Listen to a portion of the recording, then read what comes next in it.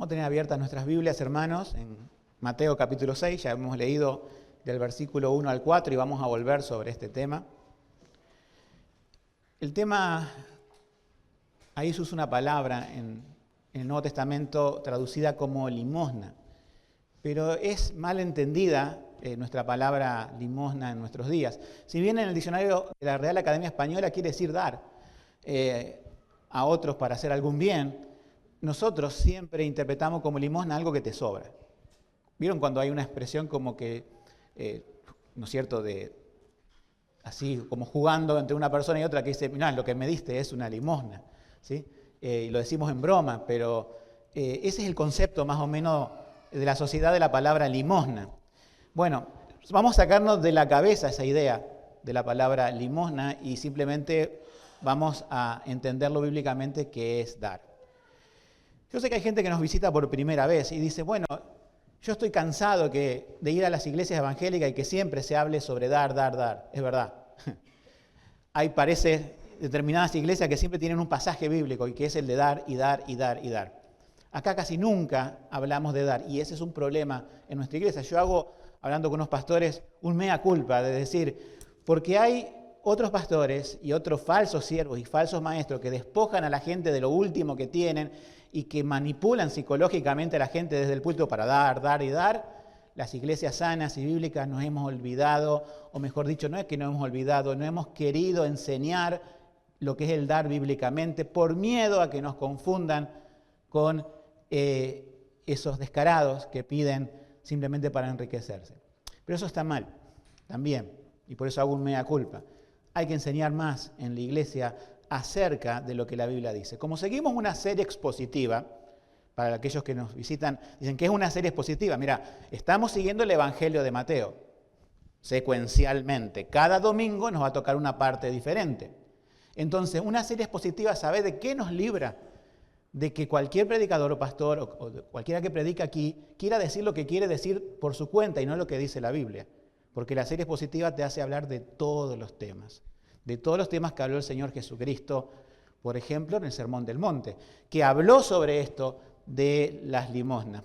Quiero introducirte en aquel tiempo un poco como una introducción a este mensaje, porque el Señor, fíjense, vamos a leer los primeros versículos, dice, guardaos de hacer vuestra limosna delante de los hombres para ser visto por ellos, de otra manera no tenéis recompensa de vuestro Padre que estás en los cielos. Cuando pues hagáis limosna, no hagáis tocar trompeta delante de ti como hacen los hipócritas en las sinagogas y en las calles para ser alabados de los hombres.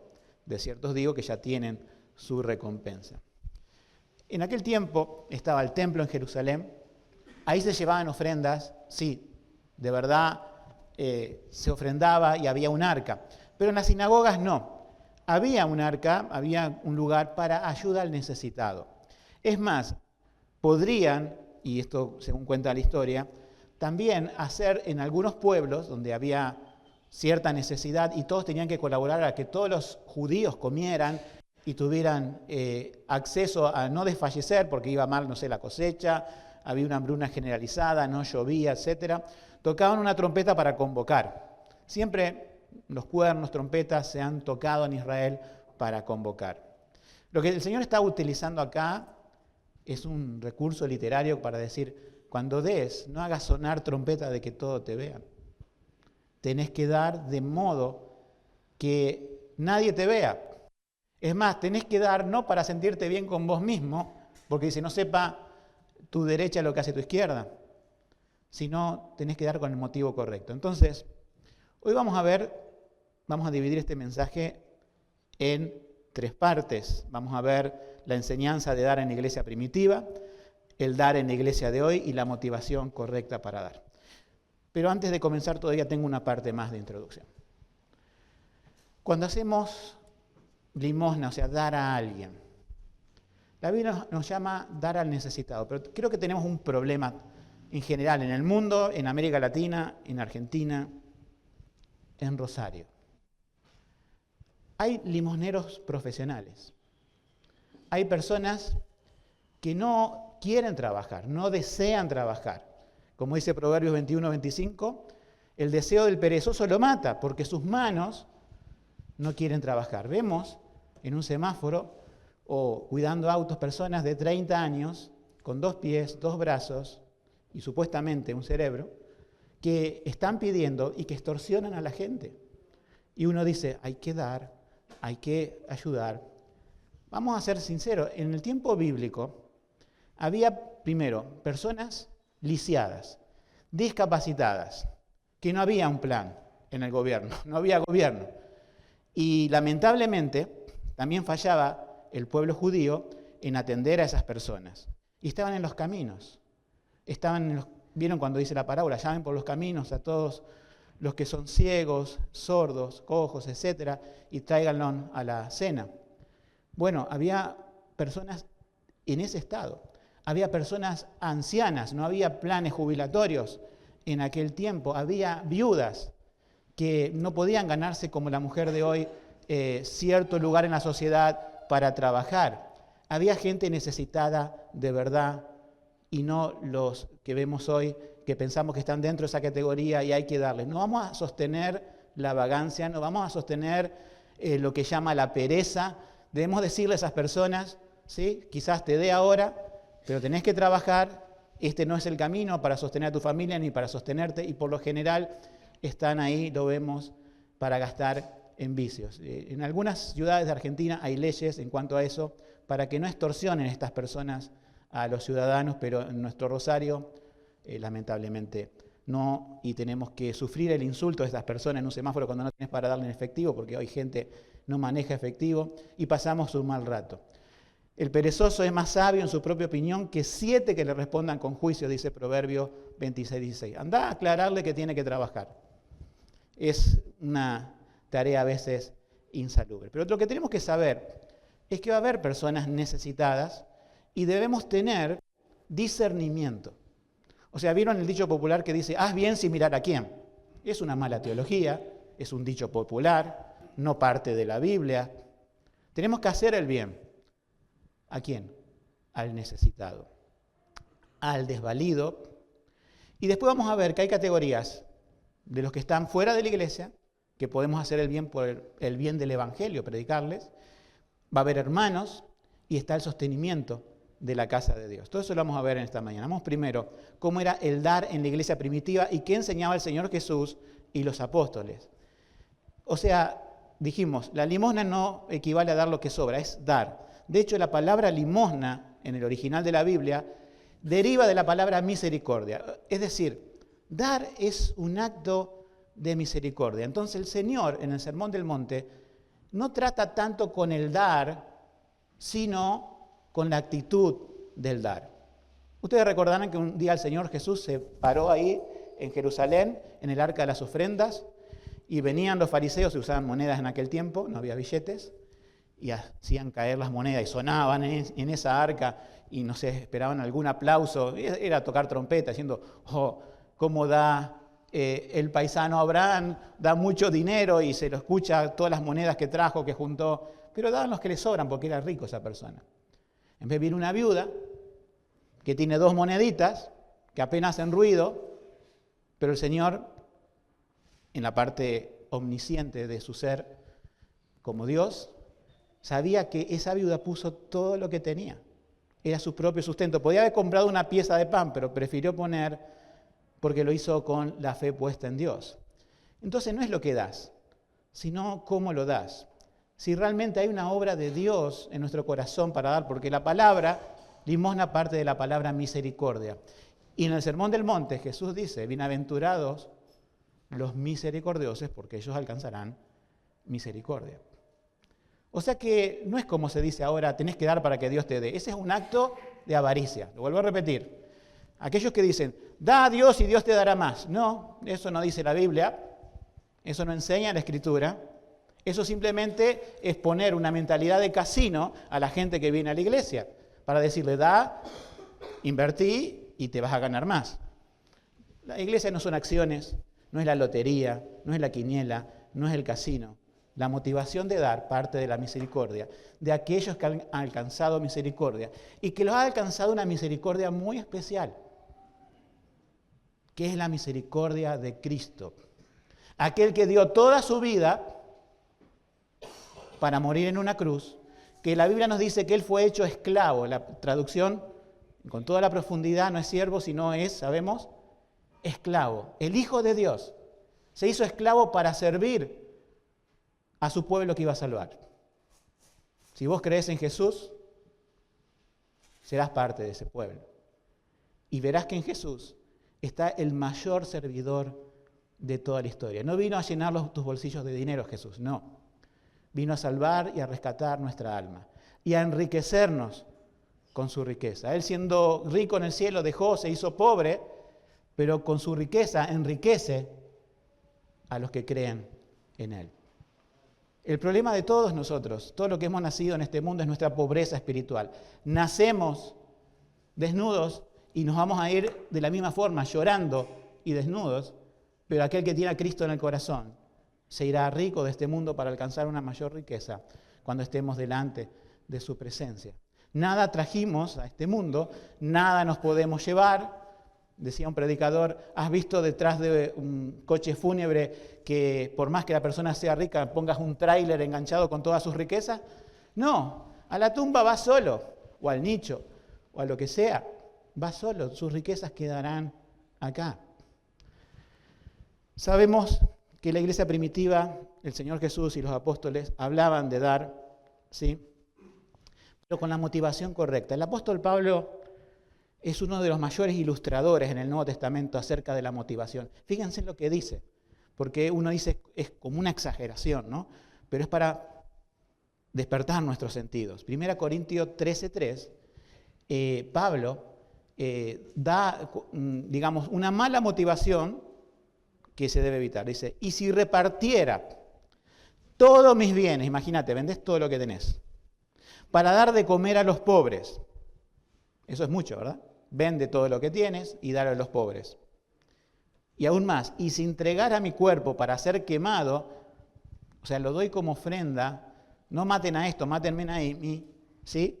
Por ayuda a los necesitados. Pero dice, pero no tengo amor, de nada me sirve. Ay, ¿cómo es eso? ¿Cómo es eso? Que una persona vende todo lo que tienes, entrega toda su vida por los demás y no tiene amor. ¿Nunca se preguntaron ciertos premios Nobel de la paz si eran o no creyentes? Yo lo he visto. Personas que no creen en Dios o que son panteístas, todo es Dios, o son idólatras, pero le dan el premio Nobel porque dieron todo por los demás. Pero ahí tienen su recompensa en el premio Nobel. Ahí tienen su recompensa en las cámaras. Ahí tienen su recompensa en las revistas y los diarios. Y ahora en las redes sociales. Ya tienen su recompensa. Pero cuando está la misericordia de Cristo obrando para dar, no busca cámaras, no busca fotos, no busca premios, no busca ser visto de los hombres. Porque es una cuestión con Dios. Cree que ayudando a esa persona, como dice el proverbio, a Dios presta, a Jehová presta el que da al pobre. Es también una comparación, ¿no? Porque uno daría por Dios. Y no para sentirse bien, no para que otros te hagan sentir bien. Y también extrañamente no por solamente la necesidad de la persona. Porque su mayor necesidad no es física, es espiritual. No quiero entrar en este tema, pero hay un tema, ¿sí?, que deberíamos saber muy bien en lo que es un falso evangelio social y un verdadero evangelio. Porque muchas iglesias e instituciones que un día fueron iglesias y ahora son como tipo ONG, se dedican a ayuda al necesitado. Pero su teología es sumamente deficiente, su evangelización es casi nula y solamente se alcanza con una ayuda humanitaria. Muchas misiones, y esto es lo lamentable, y he conocido a personas que van hasta el extremo del mundo como médicos o enfermeras, le preguntás acerca del evangelio y apenas están preparados para predicarle.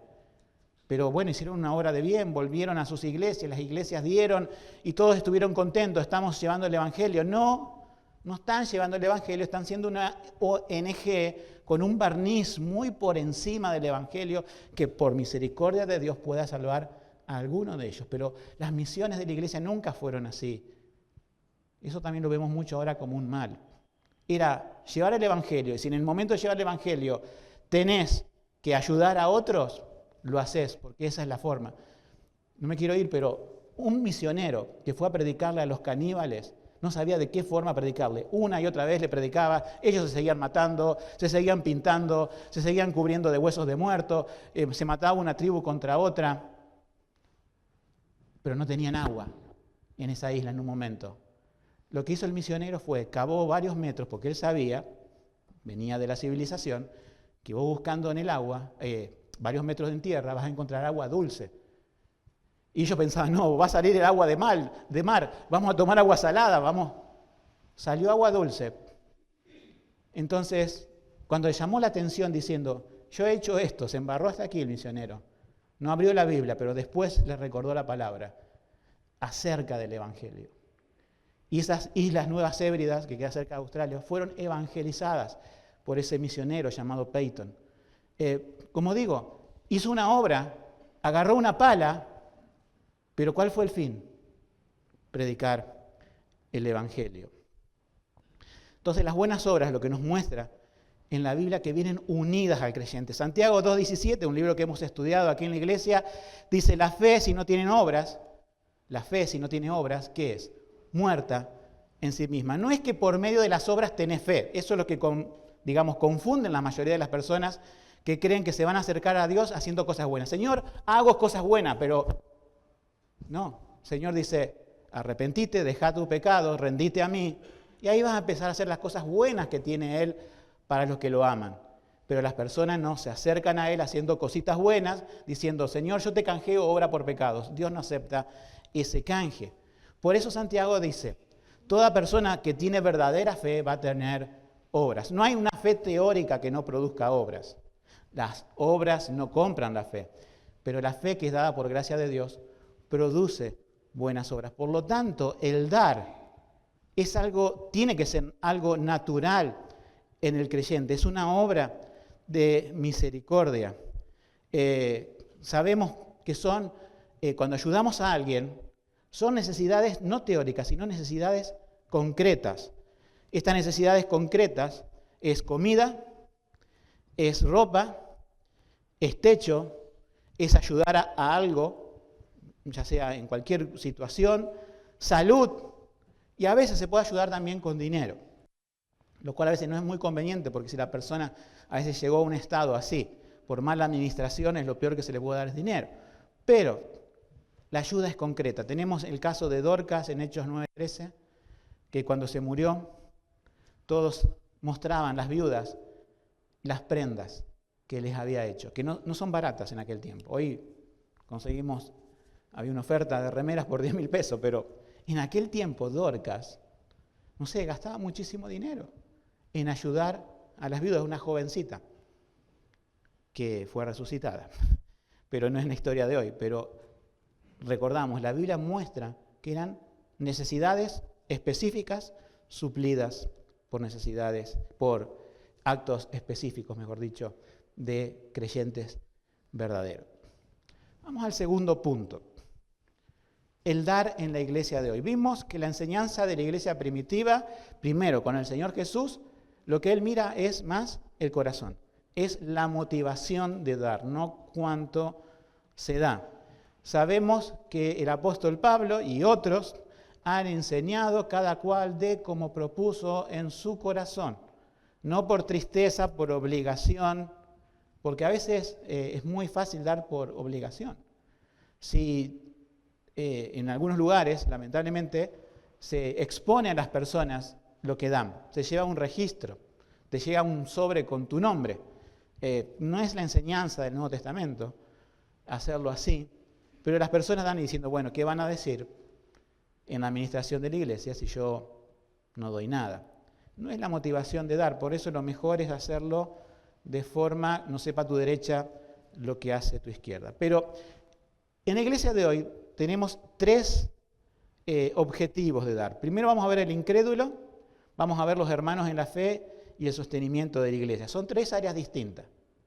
No la confundas, ya te lo digo de entrada. No es que porque diste a los incrédulos no vas a ayudar a tu hermano en la fe. No es porque ayudaste a tu hermano en la fe que no vas a poner ofrenda en la iglesia. No es que por poner la ofrenda en la iglesia no vas a ayudar a tu hermano en la fe y al incrédulo. ¿Se entiende? Son tres áreas diferentes que de alguna u otra forma se nos presentan. El orden de importancia es de 3 a 1, no de 1 a 3. Yo comienzo por el 1. El dar a los incrédulos. Ya dijimos recién, hay personas necesitadas de verdad y otras que se exponen como necesitados para no trabajar. Pero habiendo identificados a personas necesitadas, cuando le ayudamos, tenemos que no hacer lo que hace el mundo. Pero yo sé que es una tentación para las iglesias, sobre todo iglesias, a ver, que como la nuestra tiene un perfil de Facebook, tiene un perfil de Instagram, ¿sí? Tiene un canal de YouTube y una página web. ¿Cuál es la tentación de las iglesias? Y realmente, yo digo, lo hacen de corazón. La tentación, cuando se ayuda al necesitado con el fin de predicar el evangelio, es sacarse fotos y subirlas a esas redes sociales. Imagínense la mirada del Señor Jesús a la luz de Mateo 6. ¿Cómo sería? ¿Es tocar trompeta? Recuerden que es una metáfora, no es que había un fariseo, bueno, vos cuando yo dé, tocá la trompeta, ¿no? Pero hacían alardes, ¿verdad? Ahora, una vez que pusiste la foto en redes sociales, el Señor no puede decir, bueno, ya tuvieron su recompensa. Si un hermano hace su obra en oculto, no lo descubras. Aunque si lo hizo con el corazón correcto, por más que lo descubras, y su recompensa era Dios, va a seguir siendo su recompensa. Pero si su recompensa era que otros lo sepan, estamos en problema. En esta parte del Sermón del Monte, el Señor habla acerca de dar limosna, o sea, las ofrendas o ayudar a los demás. Habla del ayuno y de la oración. 3 cosas que los fariseos se mostraban a todos que daban ofrenda, ayunaban y oraban. Ya vamos a llegar a esa parte del ayuno, de la oración, pero ahora estamos con el tema de dar. Realmente, muy buena la intención quizás de la iglesia, muy buena la intención del creyente, pero ¿hace falta que sea un reality show lo que hace la iglesia? Sí, tenemos registrado en el libro de Hechos que esto hizo esta, sí, pero Dios lo quiso registrar con su Espíritu Santo. Y lávete la boca del extraño y no tu propia boca, dice Proverbios. Es triste ver cuando las iglesias se alaban a sí mismas por lo que hacen, se alaban a sí mismas por lo que hacen. Parece un acto de humildad, pero en realidad está el orgullo encubierto, que la motivación es incorrecta.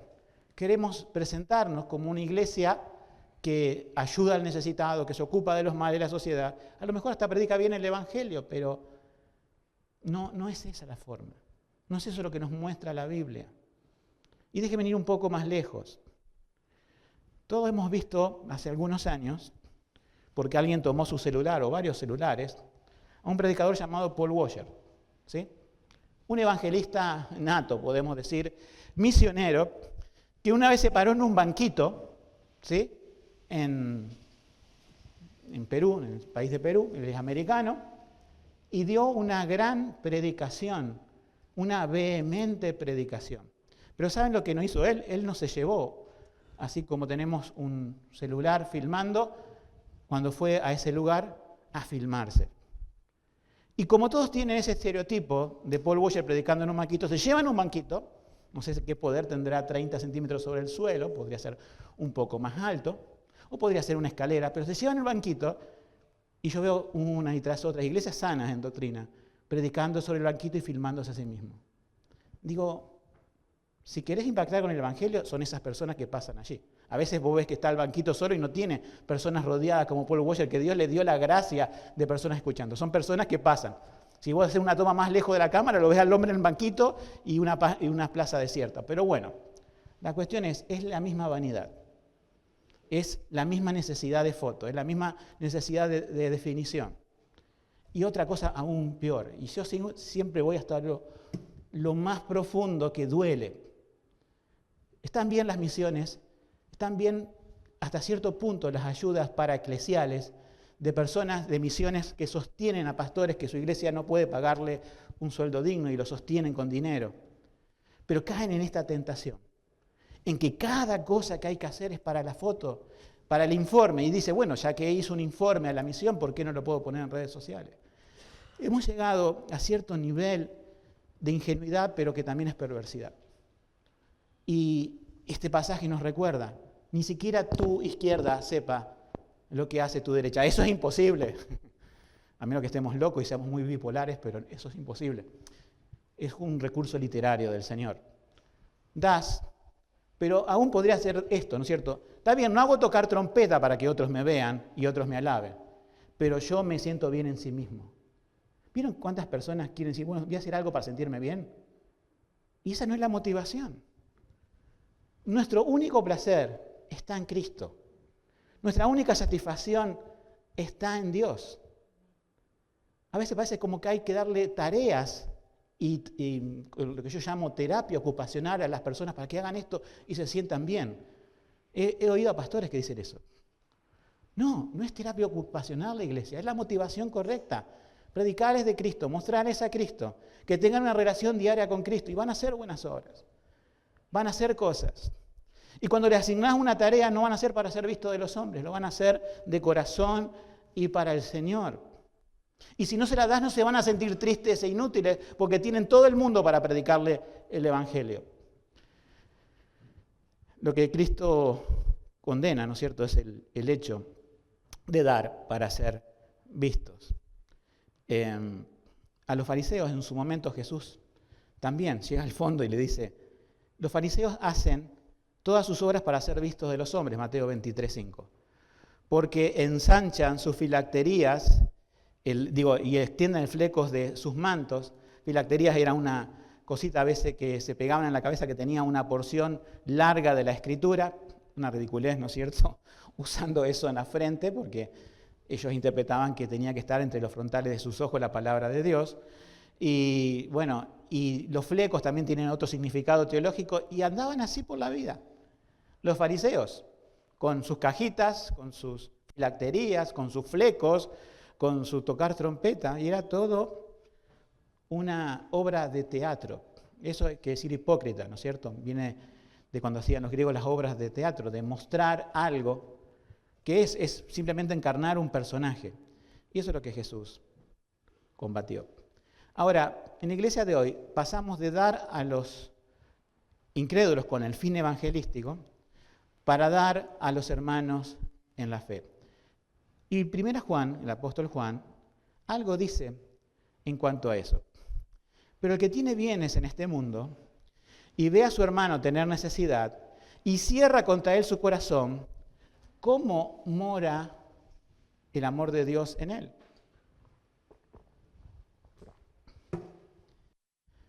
Sabemos que cuando Juan o Santiago, que no son el apóstol Pablo, pueden llegar a referirse a los hermanos judíos, pero yo creo que también se habla de los hermanos más que nada de la iglesia. Hay personas en ese tiempo de Juan que tenían un buen pasar económico, pero que tenían que ayudar a sus hermanos en la fe. Y cerraban su corazón, veían para otro lado. Entonces les pregunta, ¿cómo mora el amor de Dios en ellos? Entonces, por un lado, dentro de dar a los hermanos la fe, se puede ser avaro. Uno dice, pero yo no soy rico, no tengo que dar. No hace falta que seas rico para ser avaro, puedes ser muy pobre y poder ser avaro. A veces he conocido personas muy tacañas, que es el avaro, ¿no?, que son las más pobres, no tienen grandes cosas. Pero lo poco que tienen lo cuidan como si fueran perros guardianes, que nadie se acerque a tocar una sola moneda de ellos. Pero los cristianos no son así. Los cristianos tienen que desprenderse de toda avaricia. Otro problema dentro del cristianismo es ser poco diligente, que apenas las personas se sostienen a sí mismos o a sus familias, en caso que tengan, y nunca pueden ayudar a otros, nunca pueden ayudar a su iglesia. En Efesios 4:28 dice, si no trabaje haciendo con sus manos lo que es bueno, para que tenga que compartir con el que tiene necesidad. Obviamente ese versículo no se cumple en los cristianos que aún son ociosos. Es decir, el Señor cambió su corazón, transformó de muerte a vida su alma, pero su mente aún no se ha puesto en sintonía con la palabra de Dios y con los valores de la palabra de Dios. Esto es más común de los que creemos. Aún les digo a los estudiantes, sean personas, sean hombres o mujeres, no es decir, los hombres tienen, no, también mujeres, estudien bien, sean diligentes, porque si no son diligentes en el estudio, no van a ser diligentes en el trabajo. Y si no son diligentes en el estudio, son diligentes en el trabajo, no van a ser diligentes como madres, no van a ser diligentes como padres, no van a ser diligentes como miembros de la congregación. Todo eso se va a traducir en toda tu vida. ¿Cómo voy a dar si ni siquiera soy diligente para autosostenerme? Un tercer punto que marqué es, se puede ser indiferente. O sea, mientras por un lado se puede ser avaro y otro negligente, también se puede ser indiferente y buscar una excusa teológica, diciendo, yo no quiero parecer fariseo, porque si doy todos me van a ver y no quiero ser fariseo. La solución no es dejar de hacer el bien, no es dejar de dar, sino de hacerlo con el corazón correcto. Vamos al tercer punto dentro del segundo punto, y apurarme un poco por la hora. El dar para sostener a la estructura de la iglesia, que son pastores y son todo lo que hace funcionar esto que hoy estamos aquí. Una cosa, ya que hoy hemos presentado aquí, como todos los domingos, el repaso de nuestra confesión de fe, que es del año 1689, son confesiones de fe históricas.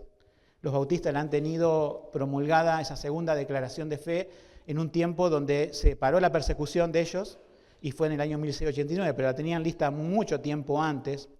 Y los hombres que compusieron esa confesión de fe, las iglesias que lo hicieron, unos años antes, como unos 8 años antes, redactaron una declaración de propósitos. Cerca de, o exactamente 11 pastores, escribieron acerca del sostenimiento del ministerio, que había sido dejado, que había sido descuidado. Y escuchen bien, y no eran predicadores de la prosperidad, no eran de estos del falso evangelio, porque no es evangelio, falso evangelio de la prosperidad. Eran siervos de Dios que escribieron 100 páginas para hacer reflexionar a la iglesia de un siglo que había descuidado el mantenimiento de sus iglesias. Todas las cosas del mundo avanzaban, sus campos avanzaban, sus cosas cotidianas avanzaban, y la iglesia del Señor estaba desierta. Y los pastores tenían que trabajar 12 horas, y ¿cómo hacían para predicar, para visitar, para aconsejar si estaban allí? Entonces ellos sintieron un profundo sentir en el corazón, y déjenme decirle que el día que se promulgó la confesión de fe, hicieron ayuno y oración. Y una de las cuestiones del ayuno era reconocer lo que decía ese documento de 100 páginas. Yo le voy a leer una partecita nomás, que es como la parte final de ese documento. Ustedes lo pueden encontrar en el libro que he recomendado, Vida y Obra de los Bautistas, que tiene muchas más cosas, pero esto lo tiene. Dice, estos hombres escribieron esto a las iglesias, imagínense, imprimieron, y a todas las iglesias de Londres y más allá le dieron esto. ¿Creen que el servicio de la casa de Dios puede llevarse adelante sin ningún costo? ¿O es Dios menos cuidadoso de su iglesia y su ministerio bajo el Evangelio que lo que fue bajo la ley? La primera iglesia que se plantó después de la ascensión de Cristo era tan celosa y piadosamente inclinada al servicio del Evangelio que parecía que le entregaban todo lo que tenían por los intereses públicos de Cristo y vendían sus posesiones. Algo que no se les exige hacer, pueden conservar la propiedad privada de sus tierras y posesiones. No obstante, deberían considerar sus caminos y no dejar que los intereses de Cristo y el Evangelio se hundan en vuestras manos. Habitarán en vuestras casas artesonadas, este es un versículo, y dejarán que la casa, es decir, la casa de Dios, esté desolada. Especialmente considerando que el tiempo en que estamos verdaderamente convencidos, el Señor va a ratificarla y va a aumentar la gloria de esta. ¿Y qué prueba han dado, oh cristianos y miembros de las iglesias, de que aman a Jesucristo más que a sus padres o madres? Es más, que a sus padres, madres o hijos. sigue diciendo, y si no logran, y si no aman así, nuestro Salvador dice que no son dignos de Él. ¿Y qué demostración es este amor por Él que podemos ver en ustedes mientras van tras el mundo de esa manera y se esfuerzan por acumular? Es más, por desprenderse diariamente de tantos cientos de libras para tal hijo o tal hija, sin embargo, no pueden dar ni la 20ª parte de eso para Cristo y su iglesia y su ministerio público.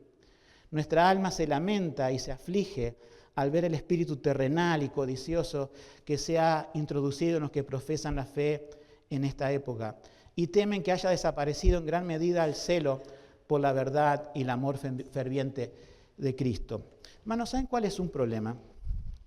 Cada vez que hablo con otros pastores y otras iglesias, yo le pregunto, ¿vos alquilás? Sí. ¿Vos alquilás? Sí, tu iglesia alquila, no vos. Sí, alquilo.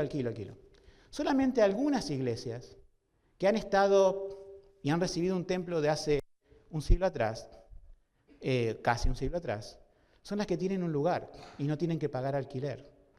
Porque en algún momento las iglesias sanas, las iglesias bíblicas, se les enseñó a no dar. Que sus pastores trabajen, que se dediquen a las cosas seculares y vamos a sumar muchos para que atiendan la obra. No hace falta tener un templo, hay que alquilar y si no nos reunimos en una plaza. La gente de antes, ¿saben lo que hacían? Tenían una casa, una herencia, la daban a la iglesia. Pero claro, los predicadores de la prosperidad le das una casa y eso se compran el último Mercedes-Benz o el último Audi para andar ellos. Pero se dan cuenta que estamos en otra cosa acá. Se dan cuenta que estamos en otra sintonía. Y lamentablemente, esto está en la mente de todos. Si tengo una casa, se la dejo a mi hijo. ¿Quién va a decir hoy, siglo XXI, si tengo una casa, la dejo para la obra del Señor? ¿Qué sabemos si en algún momento la iglesia decae y no tenemos más dónde reunirnos? Y eso va a ser incómodo. Tenemos aire acondicionado, tenemos luz, agua corriente. Sí, en África, o sin ir más lejos, en las selvas del Ecuador, va a haber cosas como reunidos en la tierra y debajo de un árbol. Pero somos una iglesia cosmopolita, es decir, de ciudad. Y esto tiene que pasar por la mente de todas las iglesias sanas de Argentina. No puede ser que los engañadores, los que pisotean el Evangelio, los que blasfeman el nombre de Cristo y quieren hacer creer que multiplican el dinero en una caja fuerte, tengan un superestadio y que la iglesia que conoce a su Señor, que sabe lo que es la gracia soberana, que sabe lo que es ser rescatado por Cristo, tenga otras motivaciones. Se dan cuenta que no hemos ido al extremo opuesto. Cada vez que hablo con pastores, yo, gracias a Dios, a mí no me falta nada, pero pastores que la pasan mal. Pastores dicen, miren, le damos de comer al pastor. Sí, pero ¿cómo te va a visitar si tiene el auto que se cae a pedazos? Y vemos esto en nuestra Argentina. Hablo con muchos pastores que dan todo por la obra y a veces no han tenido una carrera, no han tenido esto y los mantiene la iglesia. Y parece lo peor que pudiera llegar a pasar es poner su economía en manos de la iglesia. Yo creo que esta reforma necesita el mismo ayuno, la misma oración, el mismo quebranto, ir a los documentos históricos, dejar un poco las redes sociales, dejar esa doctrina de 5 minutos que lo único que te hace es impacta en la mente, pero no te llena, y volver a las raíces históricas, los problemas, a la madurez cristiana para tener una iglesia en serio que no se disuelva cuando un pastor muera. Porque eso es lo que va a pasar. Cuando son las iglesias tan superficiales, de devocionales de 5 minutos, fallece el pastor y todo se va. ¿Sí? Pero no tiene que pasar así. Vamos al tercer y último punto. La motivación correcta de dar. El Padre que ve en lo secreto te recompensará en público. No ganamos nuestro favor de Dios, pero sabemos que Dios es un Dios justo. Dios sabe cuando damos para Él. Y esto no es para sentirse bien con el prójimo, sino que estamos bien con Él, por eso damos. ¿Se dan cuenta cómo es la motivación? No damos para estar bien con Dios. Estoy bien con Dios, tengo misericordia y soy misericordioso como mi Padre que está en los cielos es misericordioso. Decía un puritano en forma como de chance, ¿no? de chiste. Me gusta que me alaben, pero aborrezco el placer que siento. En realidad, no quería que fuera un fariseo, ¿no? Fíjense, Mateo 25:34. Entonces el rey dirá a los de su derecha: venid, benditos de mi Padre, heredad del reino preparado para vosotros desde la fundación del mundo. Fíjense en las obras. Porque tuve hambre y me diste de comer. Tuve sed y me disteis de beber. Y estas personas en la parábola decían: ¿pero cuándo, Señor Jesús, te vimos hambriento o desnudo y te cubrimos, o con sed y te dimos de beber? Pero cuando lo hiciste a otros, en mi nombre, ¿sí?, no lo hiciste para mí. Pero los que lo hacen en su nombre para Él, sí lo hiciste para mí, que son los benditos del Padre. Sabemos que Dios mira nuestro corazón y no solamente nuestro exterior. Y hay un versículo que me consuela y espero que te consuele. ¿Acaso nos has hecho bien a personas que no te han agradecido? ¿Sí? Fíjate con qué motivación lo hiciste en su momento, porque eso depende en el día del juicio. Salen los videos del día del juicio y son exhibidos, pero sí podés tener este sabor amargo, que decir: ¿cuánto ayudé a esta persona y fue un mal agradecido, fue un ingrato conmigo? Bueno, si lo hiciste bien y fue ingrato con vos, este versículo te trae paz. Hebreos 6:10. Porque Dios, escucha, no es injusto para olvidar vuestra obra y el trabajo de amor que habéis mostrado hacia su nombre, habiendo servido a los santos y sirviéndolos aún. Dios no es ingrato. Dios no es como un patrón que vos te matás trabajando y otro que le cae bien, le paga más el sueldo y vos que hiciste las cosas bien nunca te paga. Dios no es ese juez injusto, no es ese patrón injusto. Dios es justo. Todo lo que hiciste para su nombre, así sea un vaso de agua, Él lo lleva en sus registros y serán exhibidos esos registros en el día del juicio. 3 cosas para terminar.